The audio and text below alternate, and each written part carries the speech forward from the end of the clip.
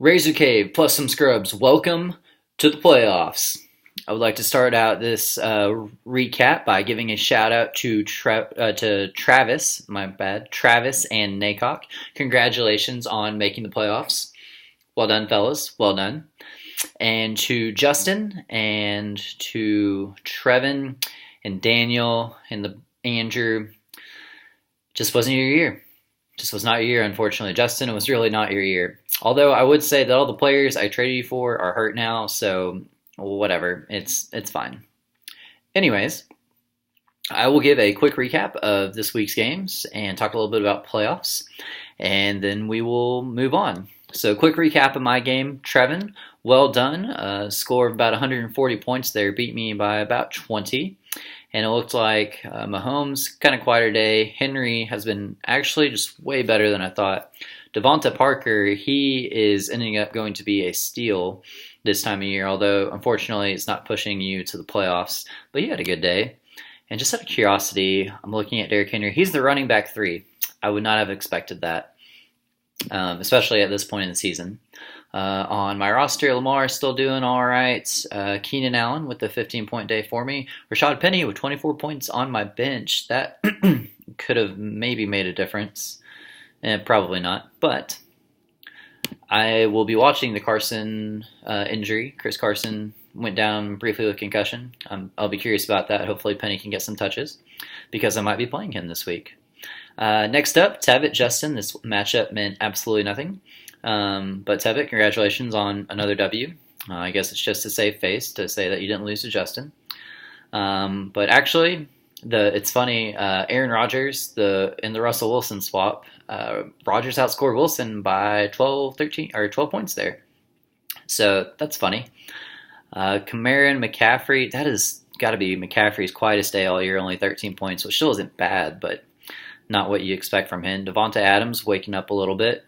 The Miami Titans set 16 points there. Not bad when you can do that. Duke Johnson pulling his weight. Then Justin on your side was pretty much Rodgers. I mean, outside of that, you had Allen Robinson had a good day on Christmas. And DJ Moore has, I feel like kind of quietly been a wide receiver number 10 on the year. So good for DJ Moore. Next matchup, Andrew, you won. However, it was not enough to push you into the playoffs, unfortunately. Just missing the cutoff at a 6-7 record there, which is only 2 games behind Chris, who ended up being the 3 seed. So I'm really liking the parity that I've seen in the league this season. Chris, quiet day from your quarterback situation there. Montgomery had that touchdown, put him up to 15 points. Edelman with the almost 19-point day there. Not really any big plays there for you. Andrew, on your side, Josh Allen with the big Thanksgiving Day W against the Cowboys. Jeffrey with the monster day against Miami. It'd be nice if he was healthy for the end of the season for some of this fantasy stuff. Still put up the W with the goose egg from Tyler Lockett. I'm not sure what happened there, to be honest. I didn't know if I just really don't know what happened to him, how he put up a goose egg. James White with 33 points, though. That's a massive game from him. Definitely the best of the season. I'm just kind of curious. He's actually the running back 16. I would have never guessed that. He's been kind of a decent play for most of the season, and then just that really big game there. Didn't see that coming. All right, so the exciting matchups here. Naycock with the victory over Corey to push him into the playoffs.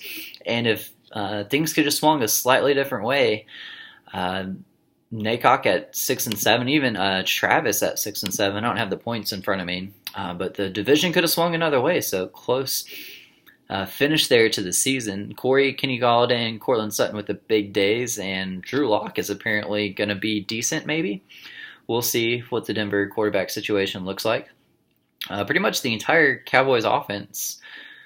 They only put up 15 points, but Dak still had 20. Zeke had 17 and Cooper had 12. Like you can live with that on your, not like the boom, but you can live with that.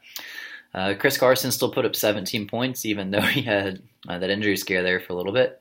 And Robert Woods, welcome to the party against the Arizona, I almost said Diamondbacks, against Arizona. Their defense is absolutely atrocious. So congratulations on moving on, Naycock.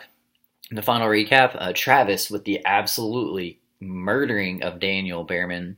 Daniel, I'm sorry that your team just kind of tanked at the end of the year. Travis with the big day from Deshaun Watson, who thanked the Lord beat the Patriots. However, it is the Texans, and as a Colts fan, I'm a little disappointed that the Colts aren't winning the division. But it's kind of hard when your starting quarterback retires before the end of the season. Your top three wide receivers out, your top tight ends out, your top running backs out. And Vinatieri is a ghost of himself. Anyways, Singletary has really come along since he has taken over the starting job after the bye. Just taking a look here, even the 2 games before he went down to injury, he had decent days. But yeah, I'm excited to see the future of Devin Singletary. And if I'm not mistaken, he was at FAU, where Lane Kiffin is the head coach for the current week, as I believe he will be the Razorbacks' next head coach. But we will see. Quiet day from Tyreek. Cup with a touchdown, put him at 15. Fournette with a quieter day himself at 13.6 points, and he's the running back 8 on this season. So he's able to still stay healthy, and he's a RB1. So that's what you hope for when you draft Fournette. Or in this case, trade for. No, I believe you drafted him. Wentz with the big day for Daniel, and that is about it, my man. Sorry about you. Rams defense had a big day, 20 points against Arizona. Josh Jacobs with kind of the quieter day. He's cooled off a little bit. I do kind of wonder if he's tired at the end of his rookie season. That and the Raiders are just such a weird team to me. But yeah, he's, other than the Chargers game, I feel like the past 3 weeks he's kind of been quiet. Alrighty, so I wanted to get in briefly to the playoffs here. Congratulations to Tevitt and Corey for winning your respective divisions as you have advanced into the next round of the playoffs. And now in the first round, I have Yum Yum Eat 'em Up versus Hingle McCringleberry. So Naycock, you're going down. Something to watch in that matchup will be the Robert Woods versus Keenan Allen matchup, as I traded Robert Woods for Keenan Allen, including my first round pick. So I'm going to be really drove if Robert Woods has a better day than Keenan Allen, and I gave you my first round pick. But that's the way these things work sometimes, so we will see. In the other matchup, we have Travis and Martindale. And in that matchup, what's something to watch here? So the Dalvin Cook injury should be something to watch, and Julio's kind of been banged up going in the playoffs, so that will be fascinating, actually. Some good receivers, even DJ Metcalf has been, he's wide receiver 28, but it's been pretty good for a rookie wide receiver. Maybe it's just looking at it. Does he? Oh yeah, he has some touchdowns. So, of course, he does better when he has touchdowns, but he's had a big game here and there. That will be an interesting thing to watch, and I'm looking... Ooh, Chris does not have Mattinson, so you're really hoping Cook is fine, because that would be very detrimental to your playoff hopes here. I got Deshaun Watson going, so that'll be fun. I don't know, Chris, I think it's going to come down to your injury situation, how your team does here. So we will see. But that is all I had for the recap, and I will not I will not have predictions for the playoffs, since I am in the playoffs. I do not want to jinx myself or anybody else for that matter. So to those of you who are in the playoffs, best of luck, except when you play me, and then I hope that your team sucks, because I want to absolutely demolish you. And it would bring me great satisfaction to beat you, Tevitt, so I really hope I get to play you in the playoffs, because that would be very satisfying.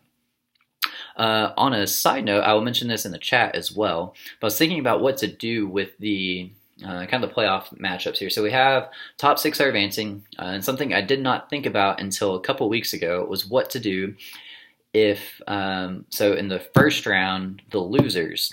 So the losers would get the 5 and 6 seed, or they would finish either 5th or 6th, and I really hate to incentivize losing. So I will just make the executive decision to not have that matchup matter after this week. So if you lose in this first round of the playoffs, then your final seeding for this season, either 5th or 6th place, will be determined by how you finish in the regular season. So as of right now, I can't remember the exact order. Justin will end the season as the 10th in last place. So congratulations, you won the toilet bowl, Justin. Or the Sacco. Sorry, I was thinking of other stuff. Yeah, the Sacco. That's you, Justin, because you suck. Um, so you'll get the first pick in the draft next year, as you've been planning for. And then I don't know the other order off the top of my head, but that will be 9 through 7. And so if you lose in the playoffs this week, depending on who finished with the better winning percentage and then tiebreaker being points scored, you will get fifth if you lose this week. And then whoever else loses who has the worst record and then points scored will get will finish sixth, which means that reverse draft order, the person who finishes sixth would have the fifth overall pick. That should make sense. After that, it'll just be normal consolation bracket for the third place, because I think playing for third place, like bronze, there's still some like, hey, I would rather try and play for third place than get one draft pick higher. I think that's how most people would feel about that. So I will put that in chat as well, but just wanted to kind of talk through my reasoning for that. And if someone has a problem with that, just let me know. It's like one draft pick position, so I don't think people really care that much about that. Unless you're going for the number one pick or something. So other than that, welcome to the playoffs. Razorcave plus some Scrubs. Got a Scrubs matchup and a Razorcaves matchup in the first round. And even the division winners had a Razorcave and a Scrub win each of the different divisions. So let's go Razorcave. And Naycock, I hope you absolutely lose this week. So I will see y'all later.